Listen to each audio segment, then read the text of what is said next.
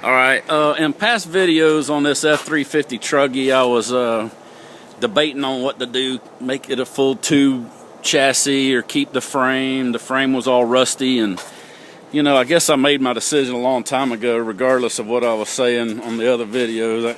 I'm gonna keep the frame. But what I did is I went down and I priced out taking the frame down and having it sandblasted, and I priced renting a sandblaster. And one of the guy at the rental store says, "Hey man, I got this great new contraption, you know, or I've got this other contraption that may work for you. It goes on the end of a pressure washer." And this is the contraption, and I've got it taped to the hose, and I'll explain that later. But you can see the hose comes up, and I've got it going into a 5-gallon pail of sand just to get started here. And this thing is working great. You can see where the rust is. Okay, that's all rust. I know it's a little overcast out here, but that's all rust. And now this is what I've done with that wand in about, between the time to set it up and figure it all out, I finally got it half-ass figured out. The thing actually needs a vacuum in it. So what I've done is I've taken a plastic bag and put over the sand.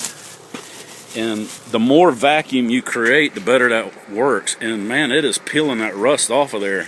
It's not probably as consistent as a proper sandblaster, but hell, it's working.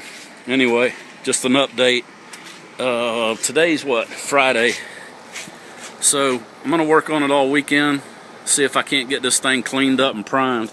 What's kind of weird though is I don't know if you can see here, but a couple of days ago I took my grinder, you know, I think I showed you here, I did a wire wheel and it was okay, but that's bare metal.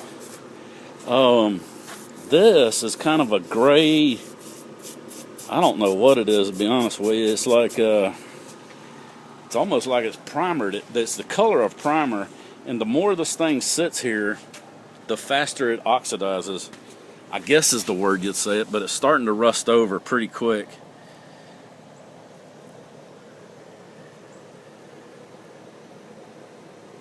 Yeah, okay, well, I'm gonna keep getting it, see how much I can get done this weekend. I'll give you guys an update.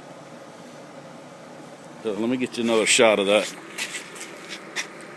I figured out that the sand has to come up above the nozzle, otherwise the water leaks back down the hose and clogs it. Water, sand, hose, not good. That's it right there.